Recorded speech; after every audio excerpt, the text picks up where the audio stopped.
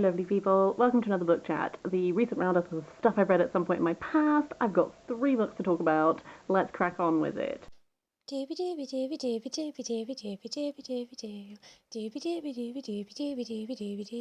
vlogs.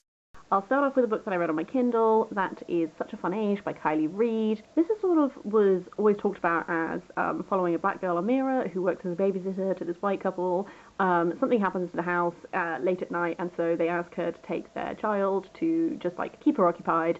So she takes her to a supermarket, and then while she's there, she's accused of abducting the child, and the whole thing is caught on video.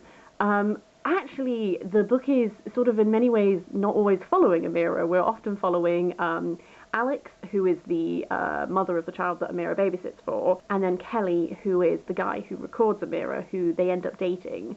I found this book very readable, just something about the way that Kiley Reid writes, I just really like. I just found it very compulsive to read. It was very interesting. It is essentially looking at ideas of performative activism and sort of the way in which these two people kind of try to fight over Amira, but they're not really fighting about her as a person. They're kind of wanting to be the dominant force in her life. There's a lot of saviorism going on and that sort of thing. I think that if you hear that premise and then you go in and then you expect more from Amira, then it might be a bit jarring to spend so much time from Alex's perspective instead. I think I found it really interesting because, number one, I really like Amira. I like that she doesn't really know what she wants to do with her life because, that's pretty much what my experience of being post-university, and I feel like I kind of stumbled into my career, and I found it really compelling just seeing someone who just, she likes what she does. She has friends that she enjoys spending time with, but she doesn't really know what she wants to do, and so many characters keep trying to, impose upon her their idea of what she should do, whether that's career-wise, whether that's in regards to this incident that happened. And I really liked that towards the end of the book, Amira sort of gets to reclaim her narrative somewhat. She kind of gets to take that focus back and that control back, and I really sort of appreciated that arc. Equally, I do think it did a really good job of showing these thought processes and the way that people can sort of justify things to themselves, that they're acting in X person's best interest, or I'm not racist because why, or this person's bad but I'm not, and I don't know, I just think it did it really well. I really enjoyed listening to Monte Price's review of this book. That is what made me end up picking it up in the first place, so I'll link that down below as well, because I think he goes into it in a lot of detail that I think is just really well done. So so I really enjoyed that. After that is The Lost Future of Pepperharrow by Natasha Pulley. This is the sequel to The Watchmaker of Filigree Street, although it's not really billed as that, but I do think you should read that book before you read this one because it gives a lot of context. We're following Samuel, who is a northern lad living in London. He has synesthesia, sounds have colour. He's a composer. He lives with Mori, who is a Japanese man who has this ability to... is he clairvoyant? He can see potential futures, and that is something that very much came into play in the first book of this series. This book is kind of picking up a little bit on from that. They also have this girl called Six, who they have rescued from a workhouse, who Samuel has adopted her, and they're just this family unit, which is precious. This is set at the end of 1888. And there's sort of this political standoff that's happening off the coast of Japan. Russian warships have pulled up, and Samuel thinks that Mori has some strands at play. He's doing something, but Mori won't tell Samuel what it is. So he sort of just goes to Japan, is in this situation. There's a lot of threads at play. In regards to Samuel's plotline, there's a lot of political threads because he works for the embassy, and there is very much an anti-foreigner sentiment building in Japan. And also in regards to Mori himself, there are people from Mori's past who we meet in this, and it's clear that some potential future is attempting to be woven. There are foes involved who are trying to get the future outcome that they want. I'll leave it there because I think if you go into this with less knowledge, it's really good, because the nature of this type of book is that Natasha Pulley is really weaving a lot of different strands together. So I spent a lot of this book not really knowing where we were going, but I was okay in it because you know, you get little threads and you get little ideas of things that maybe might be happening, and I just enjoyed seeing them all come together in the end. One thing about Natasha Pulley's writing is I think she just does gorgeous descriptions. I would just listen to her just describe scenery to me for ages. So she's just really beautiful. I also find her writing just compulsively readable. I think if I didn't like her writing style so much, I would have maybe struggled with this feeling of just not really knowing what was going on. This does do that thing where you can't help but feel like if Maury just like gave Faniel some explanations, things maybe would have not taken so long to happen.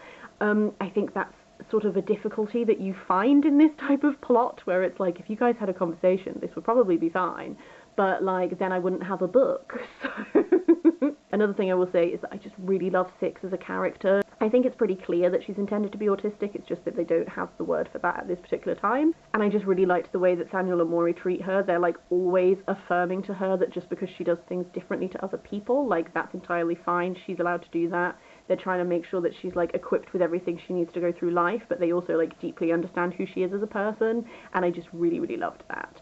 So I really had a great time with this. I gave it 4 out of 5 stars. I think I didn't give it 5 stars because there were some of these plot things where I was like, if you guys had a conversation and that sort of thing. But I love reading Natasha Pulley's work. I will read everything she publishes probably because I just had a really great time with this. The final book I want to talk about is The Silver Mage by Katharine Kerr. This is the 15th and final book in the Devilry cycle. I've done it, lads. I've finished it, apart from Sword of Fire, which is the new book that she released in 2020, which I have but have not read, and I don't know how it ties into this series. But the point remains that this series that I started reading when I was about, like, 9, I have finally finished it. I find myself with mixed feelings upon the end of this series, and I feel like that's slightly inevitable when you have read a 15-book series, is I find myself at times wondering if it needed to be this length, but I also can't deny that I had a really fun time reading it. The Devilry cycle can be sort of split into smaller cycles within this series, so there's like a 4-book, that sort of thing. I think the 3rd cycle ended really well, and I feel like this final 4th cycle has just been a little bit mediocre in comparison for me. By this point, in this final set of books, we've been building up this threat, this clash between these peoples, and I felt like the way that that actually went down was very anticlimactic, and it makes me question why we have spent so long building up this clash if this is how it's going to end. There are a number of characters in this that I really love, the character growth and journey that they've been on.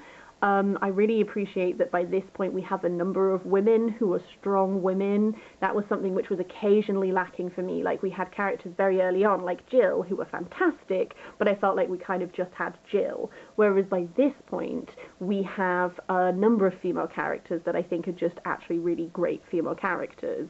This one brings in the past lives in a way that I found really interesting. I think a thing you have to deal with when you're doing this arcing narrative that has souls reborn into people, and therefore different books are exploring different timelines, is that sometimes that can be really effective and sometimes it can't. We went the furthest back we've ever been in this one, and I felt like that flashback sequence showed us a lot of explanation for things that affect way back even to the first book. Like, I understand a lot more the origins of conflicts, that sort of thing. So I really appreciated that narrative. One thing I will say is that these books are like relentlessly heterosexual. Everyone in this book who is single ends up paired off, and I don't love that the only queer character we've really had in this series is involved in sexual assault and paedophilia, and I think that's a really harmful trope, and it was books ago that he was featured, but there has been literally no other queer characters since. So I'm a bit miffed that we get to pair everyone off neatly, heterosexually, even their descendants at one point. It's like, oh yes, and my child will end up with your child, and blah.